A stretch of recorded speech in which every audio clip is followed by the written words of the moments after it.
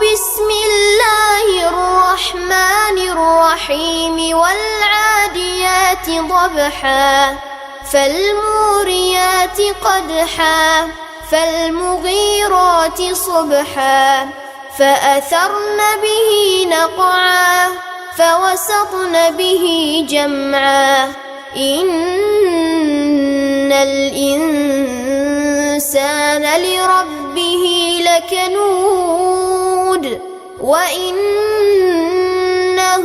على ذلك لشهيد وإنه لحب الخير لشديد أفلا يعلم إذا بعثر ما في القبور وحصل ما في الصدور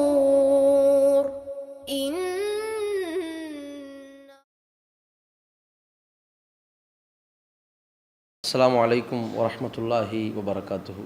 கண்ணியத்திற்குரிய எல்லாம் வல்ல அல்லாஹுவின் நல்லடியார்களே, அல்லாஹ்வுடைய தூதர் ஸல்லல்லாஹு அலைஹி வஸல்லம் அவர்களுடைய கட்டளையின் பெயரில் இன்றைக்கு முஹர்ரத்தினுடைய 10ஆம் நாளில் நோன்பு வைத்தவர்களாக நாம் இருக்கின்றோம். இந்த முஹர்ரம் 10ஆம் நாள் அன்று நோன்பு வைப்பதற்கான காரணம், சத்தியத்தை எடுத்து சொன்ன நபி மூசா அலைஹிஸ்ஸலாம் அவர்கள் அசத்தியவாதி, ஆணவக்காரன், கொடுங்கோலன் ஃபிரௌனுடைய அந்த தாக்கத்திலிருந்தும் அவனுடைய தாக்குதலிலிருந்தும் மீட்சி பெற்றிருக்கிற, வெற்றி அடைந்திருக்கிற ஒரு நாள் தான் முஹர்ரம் 10ஆம் நாள். அந்த ஃபிரௌனுடைய கூட்டத்தார்கள் கூண்டோடு கடலிலே மூழ்கடிக்கப்பட்ட நாளும் இந்த 10ஆம் நாள் தான். அந்த நாளை முன்னிட்டு நபி மூசா அலைஹிஸ்ஸலாம் அவர்கள் நோன்பு வைத்தார்கள். அதன் அடிப்படையில் நாமும் இன்றைய தினம் நோன்பு வைக்கின்றோம். ஆனால் இதே செயலை வேதக்காரர்கள், யூதர்களும் செய்கிறார்கள். மதீனாவிலே ரசூலுல்லாஹி ஸல்லல்லாஹு அலைஹி வஸல்லம் அவர்கள் யூதர்களை பார்க்குறாங்க. அவங்க முஹர்ரம் 10 நோன்பு வச்சுட்டு இருக்கிறாங்க. என்ன இது, நீங்கள் நோன்பு வச்சிருக்கிறீங்களே, என்ன காரணம் என்று கேட்கிறார்கள். அப்பொழுது இன்றைக்குத்தான் மூசா அலைஹிஸ்ஸலாம் அவர்களை அல்லாஹ் காப்பாற்றினான், ஃபிரௌனுடைய கூட்டத்தார்களை கடலில் மூழ்கடித்தான், எனவே மூசா நோன்பு வைத்தார், நாங்களும் நோன்பு வைத்திருக்கிறோம் என்று சொன்னார்கள். அப்போ நபிகள் நாயகம் ஸல்லல்லாஹு அலைஹி வஸல்லம் அவர்கள், நாங்கள் மூசா அலைஹிஸ்ஸலாம் அவர்களுடைய வெற்றியை பற்றி சொல்வதற்கு மிகவும் தகுதி வாய்ந்தவர்கள், அதனால் உங்களை விட நோன்பு வைப்பதற்கு நாங்கள் தான் தகுதி வாய்ந்தவர்கள் என்று சொல்லி உடனடியாக அறிவிக்கிறார்கள். யாரெல்லாம் இன்றைய காலையில் நோன்பு வைத்தவர்களாக இருந்தீர்களோ அவர்கள் நோன்பாளியாக தொடரட்டும். யார் இன்றைக்கு காலையில் சாப்பிட்டு விட்டீர்களோ ஃபல் யுத்திம் பக்கியத்தை யோமிகி, மீதமுள்ள அந்த நாளின் சில மணி நேரங்களை நோன்பாளியாகவே தொடரட்டும் என்று சொன்னார்கள். அப்போ சஹாபாக்கள் கேட்குறாங்க, அல்லாஹ்வின் தூதரே, இன்றைக்கு இந்த வேதக்காரர்கள் நோன்பு வைக்கிற நாளாக இருக்கிறது, அப்போ நாமளும் இதே காரியத்தை செய்து யூதர்களும் அதே காரியத்தை செய்தால் ரெண்டு பேரும் ஒரே கலாச்சாரத்தில் இருக்கிற மாதிரி தெரியுமே, அவங்கள காப்பி அடித்து நம்ம செஞ்ச மாதிரி வருமே, அவர்களுக்கு ஈடாக உள்ளது மாதிரி இருக்குதே, ரெண்டு பேரும் சேர்ந்து ஒன்றைத்தான் செய்கிறோம் என்று மக்கள்கிட்ட வருமே அப்படின்னு கேட்குறாங்க. அப்போ ரசூலுல்லாஹி ஸல்லல்லாஹு அலைஹி வஸல்லம் அவர்கள் சொல்கிறாங்க, வலையின் பக்கைத்து, அடுத்த ஆண்டு நான் உயிரோடு இருந்தால் ல அசுமன்ன தாசிய, 9ஆம் நாள் நோன்பையும் சேர்த்து வைப்பேன் என்று சொல்கிறார்கள். ஏன்னா அவர்களுக்கு மாறு செய்யணும், அவர்களை போன்று நீங்களும் காரியத்தை செய்துவிடக்கூடாது. அவங்க 10 வைக்கிறாங்கன்னா உங்களை விட நபி மூசா அலைஹிஸ்ஸலாம் அவர்களுடைய வெற்றியை பற்றி பறைசாற்றுவதற்கு தகுதியானவர்கள் நாங்கள் தான், அதனால் நாங்களும் நோன்பு வைப்போம். ஆனால் உங்களுக்கு எங்களுக்கு என்ன வித்தியாசம், நீங்கள் ஒரு நாளில் நோன்பு வைப்பீங்க, நாங்கள் 2 நாள் நோன்பு வைப்போம் என்று சொன்னார்கள். அப்போ 2 நாள் நோன்புன்னு உடனே நம்ம மக்களில் சிலர் என்ன நினைக்கிறாங்க, முஹர்ரம் 9, 10 வைக்கணும் அல்லது 10, 11 வைக்கணும்னு நினைக்கிறாங்க. வைத்தால் 9, 10 தான். 10வது நோன்பு என்று தனியாக வைத்தால் கூட அது செல்லாது. முஹர்ரம் 10 ஆஷுரா நோன்பு என்று சொல்வதாக இருந்தால் அதற்கு பெயர் 9, 10 நோன்பு வைப்பது தான் ஆஷுரா நோன்பு ஆகும். அந்த ஒரு வருடத்தின் பாவங்களை மன்னிக்கக்கூடிய பரிகாரமாக அது அமையும். 10, 11 வைக்கலாம் என்று சொல்லக்கூடியவர்கள் சில ஹதீஸுகளை காட்டினாலும் அது பலவீனமான ஹதீஸ்.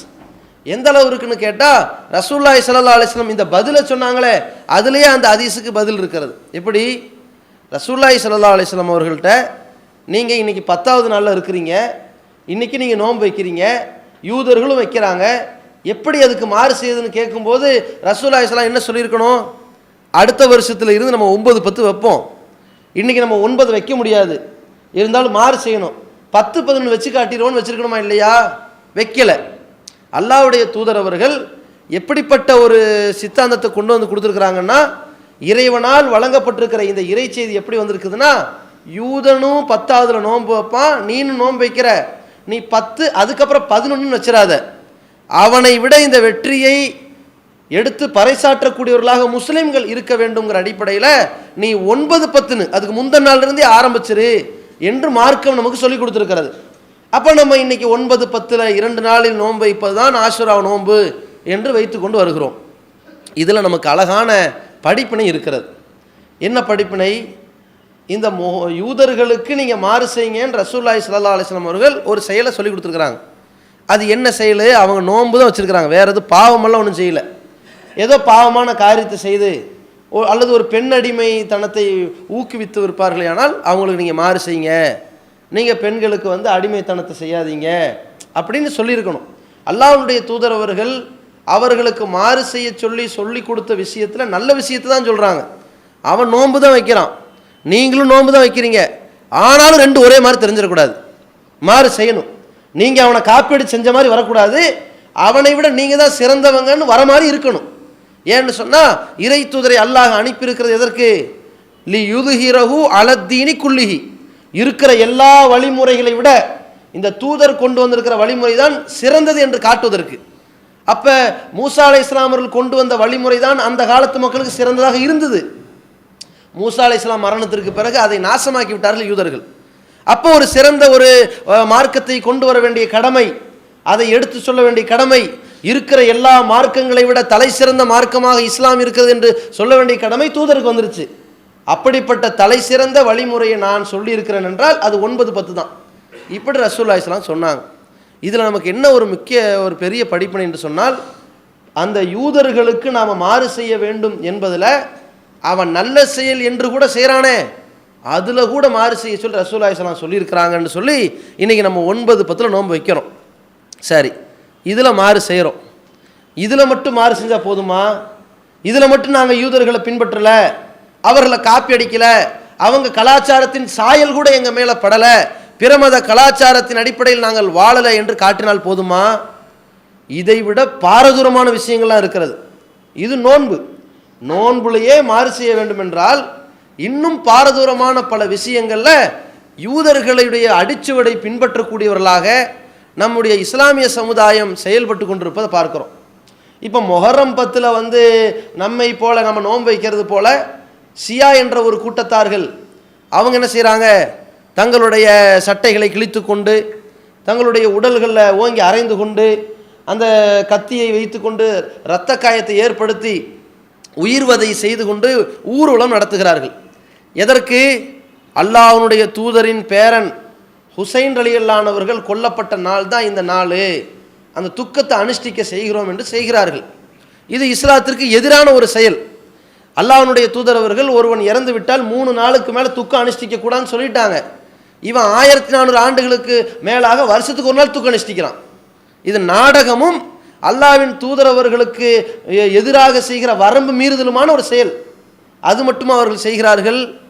அல்லாஹ்வுடைய தூதர் அவர்கள் இந்த ஹுசைன் ரலியல்லாஹு அவர்கள் கொல்லப்பட்டதற்கு தான் நோன்பு வைக்கணும்னு சொல்லி கொடுத்தாங்களா? மூசா அலைஹிஸ்ஸலாம் அவர்கள் வெற்றி அடைந்ததற்கு தான் நோன்பு வைக்க சொன்னாங்க. ஆனால் இவங்க என்ன பண்ணுறாங்க?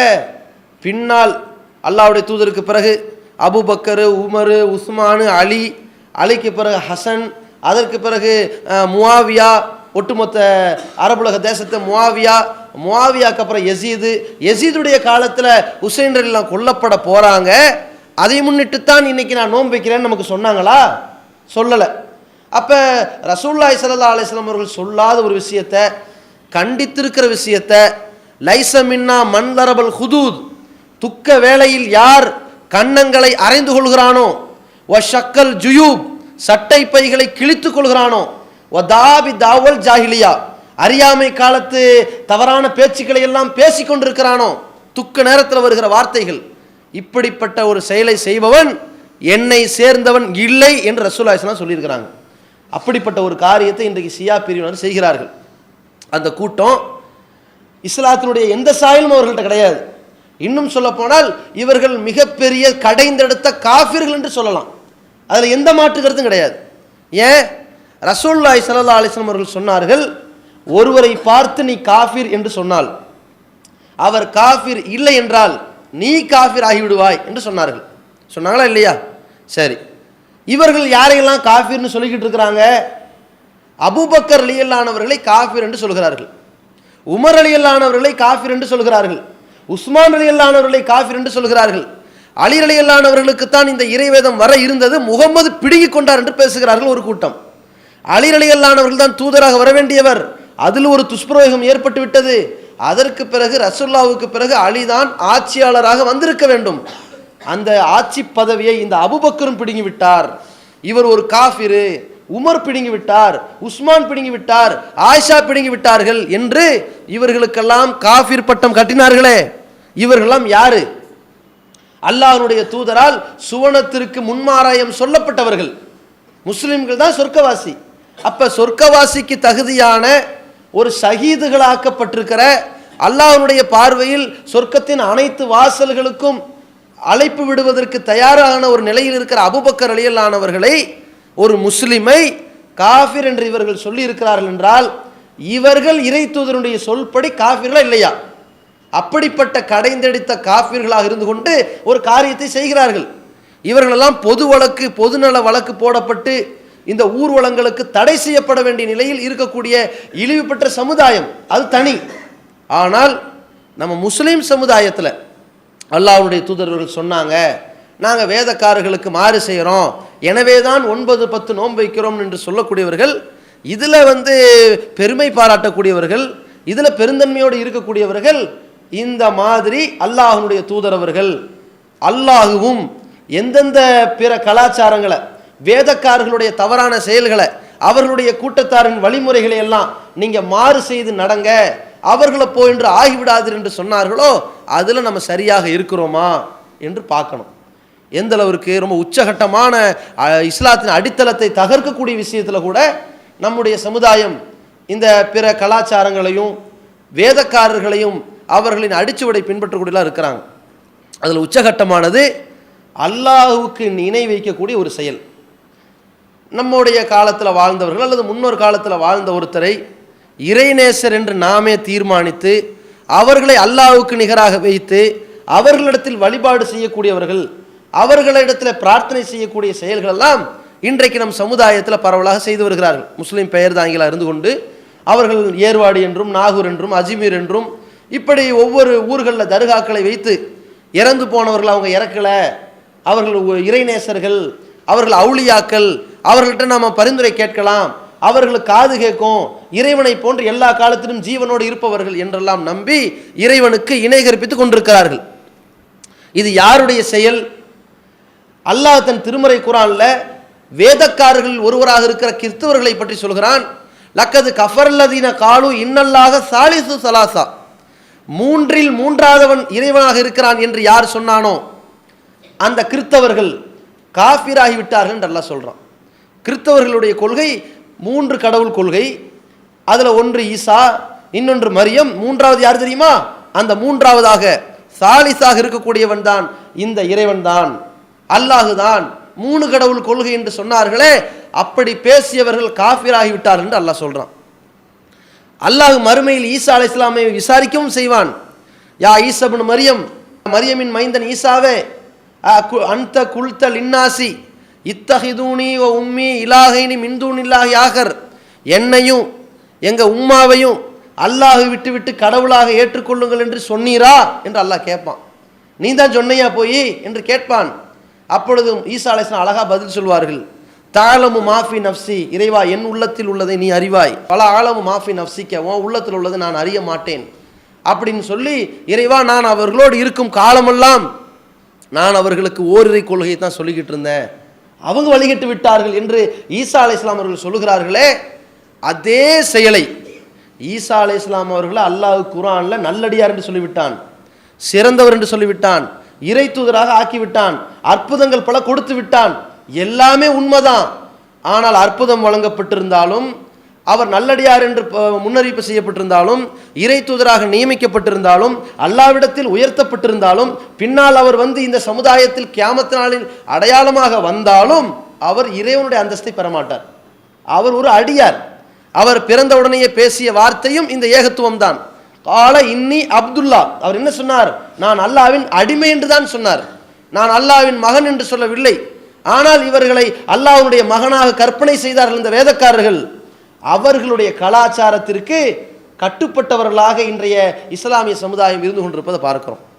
எந்த அளவிற்கு அவுலியாக்களை மகான்களாக வைத்துக்கொண்டு, இறைநேசர்களாக கருதி கொண்டு, அவர்கள் யார் அட்ரஸ் இல்லாதவர்களை எல்லாம் வைத்துக்கொண்டு இவர்களாக இறைநேசராக கற்பனை செய்தது ஒரு அதிக பிரசங்கித்தனம், ஒரு வரம்பு மீறிய காரியம். அதே மாதிரி இவர்களுக்கு அல்லாஹுக்கு நிகரான ஆற்றலை வைத்து இவர்கள்ட்ட நம்ம உதவி தேடினா அவர்களுக்கு கேட்கும், எந்த மொழியில் கேட்டாலும் கேட்கும், எப்படி கேட்டாலும் கேட்கும், உலகத்தில் எத்தனை பேர் கேட்டாலும் கேட்கும். அதை கேட்டு பதிலளிக்கக்கூடிய ஆற்றல் அவங்களுக்கு இருக்குதுன்னு நம்பி அவர்களை வழிபடுகிறார்கள் என்று சொன்னால் இவர்கள் அப்படியே இந்த கலாச்சாரத்தை பின்பற்றி கொண்டு வருகிறார்கள். மன் தஷப்பஹ பி கௌமின், யார் பிற கூட்டத்தாரின் கலாச்சாரத்தை பின்பற்றி போகிறீர்களோ ஃபஹுவ மின்ஹும், அவர்களை சேர்ந்து விட்டார்கள். ரசூலுல்லாஹி ஸல்லல்லாஹு அலைஹி வஸல்லம் சொல்லியிருக்கிறாங்க. அந்த மாபாதக செயலை செய்கிறார்களா இல்லையா? அப்ப அல்லாஹ்வுடைய தூதரின் வழிமுறையில் தான் நான் வாழ்கிறேன் என்றால், இஸ்லாத்தின் அடிப்படையில் தான் நான் நடக்கிறேன் என்றால், இந்த இணை வைப்பு கொள்கையிலிருந்து விடுபட வேண்டும். இது வேதக்காரனுடைய கொள்கை. அதே மாதிரி அவருடைய இன்னொரு கொள்கை என்ன? அவர்களில் யாராவது இறந்து விட்டால் அவர்களை அடக்கம் செய்து அந்த அடக்க ஸ்தலத்தை வணக்க ஸ்தலமாக ஆக்கி விடுவார்கள். அதனால் தான் ரசூலுல்லாஹி ஸல்லல்லாஹு அலைஹி வஸல்லம் அந்த வேதக்காரர்களை வன்மையாக கண்டித்தார்கள். லானல்லாஹுல் யஹூத வன் நஸாரா, யூத கிறிஸ்தவர்களை அல்லாஹ் நாசமாக்கட்டும். இந்த யூத நசாராக்கள் என்ன செய்தார்கள்? இத்தஹது குபூர அன்பியாஹி மசாஜிதா, தங்கள் நபிமார்களுடைய அடக்கத்தலங்களை வழிபாட்டு தலமாக ஆக்கிவிட்டார்கள். நான் உங்களை எச்சரிக்கிறேன், அப்படி செய்து விடாதீர்கள் என்று நம்மள்ட்ட சொன்னாங்களா இல்லையா? அப்ப அந்த கலாச்சாரத்தை ஒருத்தன் பின்பற்றினா அவன் முஸ்லிமா? இன்றைக்கு நம் சமுதாயத்தில் இறந்து போனவர்களை அடக்கம் செய்யப்பட்ட இடத்தை வழிபாட்டு தலமாக ஆக்கி வைத்து விட்டு தர்காக்களாக வழிபட்டு கொண்டிருக்கிறார்களே, இது யாருடைய செயல்? அல்லாஹ்வுடைய சாபத்தை பெற்றுத்தரக்கூடிய இந்த வேதக்காரருடைய செயல் இல்லையா? அவர்களுக்கு மாறு செய்ய வேண்டாமா?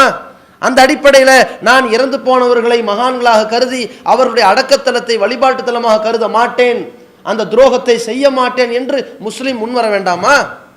இன்னைக்கு நம்ம சமுதாயத்தில் இந்த இறைவனுடைய சாபத்திற்கு ஆளாகக்கூடிய வகையிலான காரியத்தை செய்து கொண்டு வருகிறார்கள். அதே மாதிரி ரசூலுல்லாஹி ஸல்லல்லாஹு அலைஹி வஸல்லம் வாழ்கிற பொழுது அந்த வேதக்காரருடைய கலாச்சாரத்தை எல்லாம் சின்ன பின்னமாக்குனாங்க, ஒன்றுமே இல்லாத அளவுக்கு உருவாக்கினார்கள். அல்லாஹ்வுடைய கிருபையினால தனி மனித வழிபாடை தரமட்டமாக்கினார்கள். ஒருவன் வந்தால் அவனுக்காக 4 பேர் எழுந்து நிற்க வேண்டும், அது கிடையாது. யாராவது ஒருவன் வருகிற பொழுது அவருக்காக பிற மக்கள் எழுந்திருக்க வேண்டும் என்று ஆசைப்பட்டால் ஃபல்யத்தபவ்வ மகாதஹு மினன்னார், அவன் தங்குமிடமாக நரகத்தை தேர்வு செய்து கொள்ளட்டும்னு சொன்னாங்க அல்லாஹ்வுடைய தூதர். எனக்காக யாரும் எழுந்து நிற்காதீர்கள் என்று சொன்னார்கள். இந்த தனி மனித வழிபாடு வேணாம், உங்களுக்கு நான் சஜிதா செய்யட்டுமா என்று சஹாபாக்கள் கேட்டார்கள். செய்யக்கூடாது என்று சொன்னார்கள். அந்த வழிபாடு வேணாம். இப்படிப்பட்ட தனி மனித வழிபாடை அன்றைய வேதக்காரர்கள்ட்ட இருந்துச்சு. அதனால் அல்லாஹ்வுடைய தூதர்கள் தடுத்தார்கள். இது இஸ்லாத்தின் அடிப்படைக்கு எதிரானது என்பதாலும் தடுத்திருக்கிறார்கள். அப்படிப்பட்ட ஒரு செயலை வேதக்காரர்கள் செய்தார்கள். இது அல்லாஹ்வுடைய மார்க்கத்திற்கு எதிரான ஒரு செயல். அவனும் அந்த பாவத்தை செய்கிறான். அதை காப்பி அடித்து நம்ம சமுதாயத்தில் செய்கிறாங்களா இல்லையா? ஷேக் என்றும் பீர் என்றும் முரீது என்றும் அவர்களுடைய காலை தொட்டு கும்பிட்றதும், அவர்களை போய் சஜிதா பண்ணுறதும், அவங்களுடைய கையை தொட்டு முத்தம் கொடுக்கறதும், அவர்கள் எந்திரிச்சு நிற்கிறதும், அவர்களுடைய அந்த கை வைத்த சோத்தில் அந்த நாத்தம் பிடிச்ச சோத்தை தின்னா பறக்கத்துன்னு நினைக்கிறதும், இதை செய்கிறார்களா இல்லையா? இந்த தனி மனித வழிபாடு யாருடைய செயல்? வேதக்காரனுடைய செயல். அப்போ வேதக்காரனுக்கு நான் மாறு செய்வேன் என்று முஹர்ரத்தில் 9ஆம் நாள் நோன்பு வைத்தால் மட்டும் மாறு செய்து விட்டதாக ஆகிவிடாது. இது ஒன்று தான் செஞ்சுருக்கிறோம், அதெல்லாம் செய்யணுமா இல்லையா? அதே மாதிரி அவருடைய கொள்கை என்ன? தங்களுடைய மார்க்கத்தின் அளவுகோலாக தங்கள் பெரியார்களையும் மகான்களையும் முன்னோர்களையும் துறவிகளையும் எடுத்துக்கொள்வார்கள். அவங்க இது மார்க்கத்தில் இருக்குன்னா இருக்கு, அவ்வளவுதான். அது அவர்களுடைய வேதத்தில் இல்லாட்டியும் பரவாயில்ல, அவங்க சொல்றது மார்க்கம். அவர்கள் தான் தங்கள் பாதுகாவலர்கள், மார்க்கத்தின் பாதுகாவலர்களாக அவர்களை எடுத்துக்கொண்டார்கள். அவர்களுடைய கலாச்சாரம் தான் இத்தஹது அஹ்பாரஹும் வ ருஹ்பானஹும் அர்பாப மின் துனில்லாஹி, அல்லாஹ்வுடைய மார்க்கத்தை விட்டுட்டு தங்களுடைய அந்த துறவிகளையும் அவர்களுடைய அந்த பெரியவர்களையும் மத போதகர்களையும் ரப்புகளாக, பாதுகாவலர்களாக, மார்க்கத்தின் காவலர்களாக எடுத்துக்கொண்டார்கள். அப்படிப்பட்ட பாவிகள் என்று அல்லாஹ் சொல்றான். அல்லாஹ்வின் சாபத்திற்கு ஆளானவர்கள் என்று அல்லாஹ் சொல்றான். ஆனால் நம்ம சமுதாயத்தில் அதே போன்று நாங்கள் செய்ய மாட்டோம், நாங்கள் ரசூல்லாவை தான் முகமது ரசூல்லா என்று முகமதைத்தான் ரசூலாக ஏற்றுக்கொண்டிருக்கிறோம்னு வாய்கிலேயே களிமா சொல்லிவிட்டு, ஷஹாதத்து சொல்லிவிட்டு பின்பற்றுவதில் என்ன ஷாஃபி, ஹனஃபி, மாலிகி, ஹம்பலி. உனக்கு மார்க்கம் என்ற அளவுகோல் யார்கிட்ட வருது? குரான்லேருந்து வருதா? நீ பின்பற்றுகிறியா? அது சரி. ரசூல்லா சொன்னாங்களா? நம்ம பின்பற்றுகிறோமா? அது சரி. இதையெல்லாம் தாண்டி எங்கள் குரான் தூக்கி குப்பையில் போடு, அபு ஹனீஃபா என்ன சொன்னார் என்று எடுக்கிறானே ஹதீஸு, அதை அப்புறம் பேசிக்கலாம். இதை ஷாஃபி இமாம் என்ன சொன்னார் என்று கேட்கிறானே, அப்படிப்பட்ட இந்த மதுஹப் வெறி யாருடைய வெறி? யூதர்களுடைய வெறி இல்லையா? யூதர்களுடைய கலாச்சாரம் இல்லையா? வேதக்காரனுடைய இந்த செயலுக்கு மாறு செய்து அல்லாஹ்வுடைய தூதரை மட்டும் பின்பற்ற வேண்டியதுதான் ஒரு முஸ்லிமுடைய கடமை. அதுல மாறு செய்யக்கூடாதா? அதுல மாறு செஞ்சு காட்ட வேண்டும். அப்ப இந்த வேதக்காரனுடைய ஒவ்வொரு செயலையும் காப்பிடித்தவர்களாக நம்முடைய சமுதாயம் செயல்பட்டு கொண்டிருக்கிறது. அவனுடைய கொள்கை தான் அவங்க நபிமார்கள் பிறந்த தினத்தை ஒரு கோலாகலமாக கொண்டாடுவது. அதே மாதிரி காப்பெடுத்து விட்டு இன்னைக்கு இவன் மீலாது விழான்னு கொண்டாடி கொண்டிருக்கிறார்கள். மீலாது விழான்னு மேடை அமைத்து கொண்டு அரசியல்வாதிகளை புகழ்றதுக்கு ஒரு விழா. அதற்கு என்ன தத்துவம்? அவருக்கு ஒரு பிறந்தநாள், இவருக்கு ஒரு பிறந்தநாள், எங்கள் தூதர் ரசூலுல்லாஹ்வுக்கு பிறந்தநாள் கொண்டாடக்கூடாதா என்று உணர்ச்சி பிளவு பேசுகிறார்கள். இது அல்லாஹ்வுடைய தூதர் காட்டியிருந்தார்களா? இப்படி கொண்டாட சொன்னார்களா? அல்லாஹ்வுடைய தூதராக இருக்கிற ஈசா அலைஹிஸ்ஸலாம் அவர்களை வரம்பு மீறி கிறிஸ்தவர்கள் புகழ்ந்தார்கள். அப்படி என்னை புகழ்ந்து விடாதீர்கள் என்று அல்லாஹ்வுடைய தூதர் சொன்னார்களா இல்லையா? அது இந்த நசாராவுடைய கலாச்சாரம் ஒன்ட்ட வரக்கூடாது நம்மளை தடுத்தாங்களா இல்லையா? லா துத்திரு தூணிக்கமா அத்தியத்தின் நசாரா ஈசபன் மரியம், மரியமின் மைந்தன் ஈசாவை நசாராக்கள் வரம்பு மீறி புகழ்ந்தது போல என்னை புகழ்ந்து விடாதீர்கள். என்னை பற்றி நீங்கள் பேசுறதா இருந்தா கூலு அப்துல்லா, அல்லாஹ்வுடைய அடிமைன்னு என்னை பற்றி சொல்லிட்டு போங்க, அது என்னுடைய நிலை. ஓ ரசூலுஹு, அல்லாஹ்வுடைய தூதர்னு சொல்லிட்டு போங்க, அது அல்லாஹ் எனக்கு கொடுத்துருக்கிற பொறுப்பு. இதோடு நிறுத்திக்கணுமே தவிர புகழ்ந்து விடாது, வரம்பு மீறி புகழ்ந்து விடாது என்று சொன்னார்களே. இன்னைக்கு மௌலிது வாசகங்கள் என்ற பெயரால் அல்லாஹ்வுடைய தூதரை நீங்கள் தான் எல்லா பாவத்தையும் மன்னிப்பீர்கள் என்றும், உங்களிடத்தில் நான் கையேந்தி வந்து நிற்கின்றேன், லாக்கத் பியல் அஸ்பாப், எத்தனையோ நெருக்கடிகள் என்னை சூழ்ந்து விட்டது, ஃபஜித்து ஹாதல் பாப், இதோ உங்களுடைய வாசலுக்கு வந்திருக்கிறேன், நீங்கள் மன்னிச்சாதான் எனக்கு உண்டு என்று கையேந்துகிறார்களே. அல்லாஹ்வுடைய தூதரை கொண்டு வந்து இறைவனுக்கு நிகராக வைக்கிறார்களே. இதுல மாறு செய்ய வேண்டாமா? இதுலையும் செய்யணும். அதே மாதிரி நம்ம சமுதாயத்தில் பிற மத கலாச்சாரத்தை காப்பி எடுத்து அவர்கள் எப்படி தங்கள் செயல்பாடை அமைத்து கொண்டிருக்கிறார்களோ அதே மாதிரி செயல்படுறது. திருமணமாக இருந்தாலும் சரி, பிள்ளைகளுக்கு அந்த சடங்கு சம்பிரதாயங்கிற பேர்லையும் சரி, அந்த திருமணத்திற்கு அங்கே தாலினா இங்கே கரிசமணி, அப்படியே என்ன இருக்குதோ அங்கே வந்து நிற்க வச்சு வணங்கினா இங்கே படுக்க வச்சு வணங்கணும், அங்கே வந்து தேரோட்டினா இங்கே உருசுன்னு கொண்டாடணும், அங்கே விழா எடுத்தால் இங்கே கந்தூரி நடக்கணும், எல்லாத்தையும் காப்பெடுத்து செய்வார்களே. ஆனால் இந்த முஹர்ரத்தில் 9ஆம் நாள் நோன்பு வச்சு அந்த மாற்றத்தை காட்டி புண்ணியமே இல்லை. இதில் காட்டுறது மாதிரி எல்லாத்தையும் காட்டணுமா இல்லையா?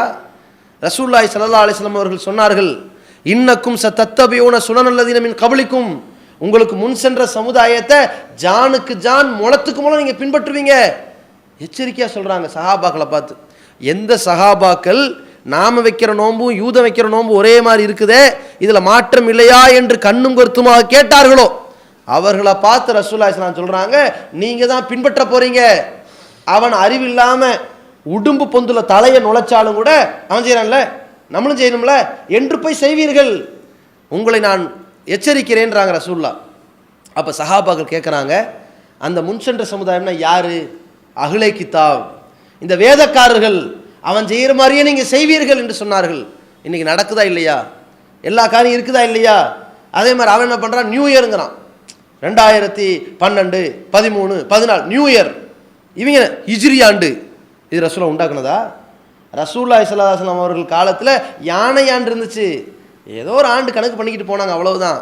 ரசூலுல்லாஹ் காலத்துக்கு பிறகு, அபூபக்கர் காலத்துக்கு பிறகு, உமர்லாம் காலத்துக்கு பிறகு நம்ம ஒரு வருஷத்தை கணக்கு வைக்கிறத எதுலேருந்து கணக்கு வைக்கலான்னு பேச்சுவார்த்தை நடக்குது. ஹிஜ்ரத் செஞ்சதுலேருந்து 1, 2, 3 கணக்கு வைங்கன்னு சொன்னாங்க. இவன் என்ன பண்ணுறான்? ஹிஜ்ரி ஆண்டுங்கிறான். சரி ஹிஜ்ரி ஆண்டுன்னு சொல்லிட்டு போ, அதை விட்டு போட்டு. இன்றைக்கெல்லாம் நம் சமுதாயத்தில் தவறான கலாச்சாரம் புகுந்திருக்கிறது. அதனால் நாம் ஜனவரி பிப்ரவரி என்று சொல்கிறோம். இந்த கலாச்சாரத்தை உடைக்க வேண்டும். முஹர்ரம் சஃபர் ரபீஉல் அவ்வல் என்று சொல்ல வேண்டும். இந்த கலாச்சாரத்தை மாற்ற வேண்டும். எனவே நம்ம ஹிஜ்ரி ஆண்டை உண்டாக்க வேண்டும். இது என்னது? அது ஒரு நியூ இயர், புத்தாண்டு வந்து விட்டதுன்னு சொல்லி ஹிஜ்ரி ஆண்டுன்னு கொண்டாடுறான். எல்லாம் யார்கிட்ட காப்பி அடிச்சது? அவன்கிட்ட காப்பி அடிச்சது. இதை ரசூலுல்லாஹ் நமக்கு காட்டி கொடுத்தாங்களா? இது சிறந்த வழிமுறை என்றால் அதை அல்லாஹ்வுடைய தூதர் காட்டி கொடுத்துருப்பாங்க. அப்போ நபிகள் நாயகம் ஸல்லல்லாஹு அலைஹி வஸல்லம் அவர்கள் நமக்கு காட்டி தந்திருக்கிற அந்த சிறந்த வழிமுறை வஹ்ஸனல் ஹதியி முஹம்மதின் ஸல்லல்லாஹு அலைஹி வஸல்லம், வழிகாட்டுதல்ல மிக அழகான வழிகாட்டுதல் இந்த முகம்மதுடைய வழிகாட்டுதல் அல்லாஹ்வுடைய தூதர் சொல்லி கொடுத்துருக்காங்க. அப்படி சொல்லி இருக்கிற இந்த சிறந்த வழிகாட்டுதலை நாம் பின்பற்றுகிறோம் என்றால் ஏதோ லேஸ் பாஸா அப்படி 1 2ன்னு பின்பற்றக்கூடாது, முழுமையாக பின்பற்றணும், அத்தனையும் பின்பற்றணும். அல்லாஹ் தன் திருமறையிலே சொல்கிற பொழுது உதுகுலு ஃபிஸ்ஸில்மி காஃபா, மார்க்கத்தில் முழுசா நுழைஞ்சு வந்துருங்க. இங்கே பாதி அங்கே பாதி கிடையாது. அரை கிணறு தாண்டினாலும் கீழே விழ வேண்டிதான் கிணத்துக்குள்ள, முக்கா கிணறு தாண்டினாலும் கிணத்துல விழுந்துருவான், முழு கிணறு தாண்டினாலும் ஈடேற்றம் கிடைக்கும். அப்போ நீ கொஞ்சத்தை பின்பற்றி பலதையும் விட்டாலும் வழிகேடு தான், பலதையும் பின்பற்றி கொஞ்சத்தை விட்டாலும் வழிகேடு தான். அப்போ கொஞ்சத்தை விட்டால் இவன் யாரை பின்பற்ற மாதிரி ஆகிவிடும். அல்லாஹ் சொல்கிறான் உதுகுலு ஃபிஸ்ஸில்மி காஃபா, நீங்கள் மார்க்கத்தில் முழுமையாக நுழைஞ்சிருங்க. வலா தத்தபியு ஹுத்துவாதி ஷைத்தான், ஷைத்தானுடைய அடிச்சு விட்ட பின்பற்றிடாதீங்க. ஒருத்த முழுமையாக நுழையலைன்னா என்ன பண்ணிருக்கான்னு அர்த்தம்? ஷைத்தானின் அடிச்சோட பின்பற்றுதான்னு அர்த்தம். அப்படி பண்ணிடாதீங்க. இன்னஹு லக்கும் அதுவும் முபீன், அவன் தெளிவான பகிரங்க விரோதியாக இருக்கின்றான், அவனை பின்பற்றி போயிடாதீங்கன்னு அல்லாஹ் சொல்கிறான். அந்த அடிப்படையை கவனத்தில் வைத்துக்கொண்டு அல்லாஹ்வுடைய தூதரவர்கள் இந்த முஹர்ரம் 9, 10 நமக்கு நோன்பு வைக்க சொல்லி கொடுத்துருக்குறாங்க. 10ஆம் நாள் நம்ம வச்சிருக்கிறோம். 9லையும் வைப்பதற்கு காரணம் அந்த யூதர்களுடைய கலாச்சாரத்திற்கு மாறு செய்ய வேண்டும் என்பதற்காக. இது ஒரு சிறந்த மார்க்க வழிமுறை என்பதற்காக, அவர்களுடைய கலாச்சாரத்தை காப்பியடிக்க கூடாது என்பதற்காக. அந்த அடிப்படையில் அவர்களுடைய எவ்வளவு கலாச்சாரங்கள் அல்லாஹுவாலும் அல்லாஹ்வின் தூதராலும் தடை செய்யப்பட்டு வன்மையாக கண்டிக்கப்பட்டிருக்கிறதோ அத்தனை கலாச்சாரங்களிலும் நாம் மாறு செய்தவர்களாக, அவர்களை பின்பற்றாதவர்களாக, அவர்களை காப்பியடிக்காதவர்களாக, அல்லாஹ்வின் தூதர் அவர்களுடைய வழிமுறை மட்டுமே பின்பற்றக்கூடிய நல்ல முஸ்லிம்களாக வல்ல ரஹ்மான் நம் அனைவரையும் வாக்கியருள்வானாக. வாஹ்ருதவான அல்ஹம்துலில்லாஹி ரப்பில் ஆலமீன். கண்ணியத்திற்குரிய எல்லாம் வல்ல அல்லாஹ்வின் நல்லடியார்களே, அல்லாஹ்வுடைய கிருபையினால் குர்ஆனையும் குர்ஆனுக்கு முரண்படாத ஹதீஸுகளையும் இஸ்லாத்தின் அடிப்படை மூலாதாரங்களாக ஏற்று தமிழ்நாடு தௌஹீத் ஜமாத் தன்னுடைய மார்க்க பணிகளையும் சமுதாய பணிகளையும் செய்து வருகிறது. அதில் மாநில தலைமையாக இருக்கக்கூடிய இந்த மர்கஸில் 3 தலங்களாக ஒவ்வொரு வாரமும் ஜும்மா உரைகள் நடக்குது. 5 வேளை தொழுகை நடைபெற்று வருகிறது. இதில் ஜும்மாவுடைய உரைகளில் அதிகமான மக்கள் இந்த பள்ளிவாசலில் வந்து கலந்துக்கிறாங்க. எத்தனையோ ஊர்கள் இருக்குது, கடல் மாதிரி பள்ளிவாசல் கட்டியிருப்பார்கள். அந்த பள்ளிவாசலில் திறப்பு விழா நடத்தும் போது மட்டும் அந்த மாவட்டத்தில் இருக்கிற முஸ்லீம்களை எல்லாம் ஒன்று திரட்டி திறப்பு விழா நடத்திவிட்டு போய்விடுவார்கள். அதற்கு பிறகு ஜும்மா நடத்துவதற்கு கூட ஆள் இல்லாத நிலையில்தான் பள்ளிவாசல்கள் இருக்கிறது. ஆனால் இன்றைக்கு அல்லாஹ்வுடைய கிருபையினால் குர்ஆனையும் ஹதீஸையும் இஸ்லாத்தின் அடிப்படையை தூய்மையான வடிவத்தில் எடுத்து சொன்னதன் பிரகாரத்தில் இன்றைக்கு மக்கள் சாரையாக ஜும்மாவில் இடம் பத்தல, தரைத்தளத்தில் பெண்கள் நிறைஞ்சிருக்கிறாங்க. இங்கே முதல் தளம், 2ஆவது தளம், 3ஆவது தளம், மொட்டை மாடி. நம்ம என்ன சுண்ணத் தொழுதுட்டு இன்னொரு 4 ரக்காத் சுண்ணத் தொழுது வெளியே போனாலும் வரிசையில் நிற்கணும். அவ்வளவு நெருக்கடியில் வந்து தொழுகிறாங்க. வாசலில் நம்ம செருப்பை போட்டுட்டு போயிருப்போம், அந்த செருப்பெல்லாம் ஓரம் கட்டிட்டு அங்கே வாசலில் நம்ம மக்கள் தொழுதுகிட்டு இருக்கிறாங்க. அப்போ இவ்வளவு நெருக்கடிகளை சமாளிக்கணும்னா நமக்குன்னு ஒரு சொந்த இடம் வேணுங்கிற அடிப்படையில் இன்றைக்கு இந்த தலைமையகத்தை சொந்தமாக வாங்கியிருக்கின்றோம் அல்லாஹ்வுடைய கிருபையினால். இந்த இடத்த இடித்து விட்டு புனர் நிர்மாணம் செய்வதற்கான ஒரு திட்டத்தை நம் ஜமாத் முடிவெடுத்திருக்கிறது. அப்போ இதற்கு மாற்று ஏற்பாடு செய்த ஒரு 6 மாத காலமாவது இதை விட்டுட்டு வேறு இடத்துல நம்ம தொழுகை நடத்தணும். மண்ணடியிலேயே ஒரு 2-3 இடத்த பிரித்து ஒரு இடத்துல இங்கே ஒரு ஜும்மா, அங்கே ஒரு ஜும்மான்னு ஒரு 4-5 தெருவில் ஜும்மா நடத்திடலாம். அப்போ இது ஒரு 6 மாத காலத்தில் இந்த கட்டுமான பணி முடிக்கிறது வரைக்கும் மாற்று இடம் என்று நாம் தேடி அலைந்து கொண்டிருக்கிறோம். அதனால் உங்கள்கிட்ட சில கோரிக்கைகள் வைக்கிறோம். இந்த மண்ணடிக்கு உள்ள ஏதாவது ஒரு காலி இடமா இருந்தாலும் பரவாயில்ல, 1000 சதுரடி, 2000, 3000 எவ்வளோ இருந்தாலும் சரி, காலி இடமா இருந்தாலும் சரி, அல்லது வாடகைக்கு இடம் விடப்பட்ட மாதிரி இடமா இருந்தாலும் சரி, அல்லது உங்களுக்குன்னு சொந்தமான ஏதாவது பெரிய அளவிலான ஒரு குடோன் மாதிரி வச்சு தொழுகைக்கு வசதியான அளவில் அதை செய்ய முடியும் அப்படிங்கிற மாதிரி இருந்தாலும் சரி, அல்லது யார் வீட்டிலாவது மொட்டை மாடி நல்ல பெரிய அளவில் இருக்குது, அது நம்ம ஏறுற அளவுக்கு இருக்குது, நம்ம ஒரு ஷெட் அமைச்சு தொலை வைக்க முடியும் அப்படின்னு இருந்தாலும் சரி, அல்லது உங்களுக்கு தெரிஞ்ச சகோதரர்கள்ட்ட சொல்லி வச்சா இவங்க நிறைய இடத்த பார்த்து கொடுப்பாங்க, உடனே நம்ம ஒரு இடத்த மாற்று ஏற்பாடு பண்ணிடலாங்கிற மாதிரி இருந்துச்சுன்னா, உங்களால் இரவலாகவோ அல்லது இலவசமாகவோ ஒரு அர்ப்பணிப்பாகவோ அல்லது குறைந்த வாடகையாகவோ அல்லது முழு வாடகையாகவாவதோ இந்த மாற்று ஏற்பாட்டுக்கான ஒரு தளத்திற்கு நீங்கள் முழு ஒத்துழைப்பு வழங்குமாறு கேட்டுக்கொள்கிறோம். நிறைய பேர் போய் தேடி பாருங்கள், மண்ணடியில் எங்கே இடம் கிடைச்சாலும் இன்ஷா அல்லாஹ் நம்ம தலைமையகத்தினுடைய தற்காலிக நிகழ்வுகளை எல்லாம் நம்ம அங்கே மாற்றி வைத்து விடுவோம். 2 வருஷம் ஆலிமா கோர்ஸ் நடக்குது, 6 மாதம் ஆலிம் கோர்ஸ் நடந்துகிட்டு இருக்கு இல்லையா, அவர்களுக்கான பாடத்திட்டத்தை அந்த இடத்துல வச்சு கூட செஞ்சுருவோம். அதனால் காலி இடம் அல்லது கட்டிடம் எந்த மாதிரி இடம் இருந்தாலும் நீங்கள் தேடி நம்ம மாநில செயலாளர் எக்மோர் சாதிக் அவர்கள்ட்ட 9952056555ங்கிற நம்பரில் தொடர்பு கொண்டு இதற்கு மாற்று ஏற்பாடு இருக்குமானால் அவர்களிடத்தில் தெரிவிக்குமாறு அன்போடு கேட்டுக்கொள்கிறோம். அஸ்ஸலாமு அலைக்கும் வரஹ்மத்துல்லாஹி வபரகாத்துஹு.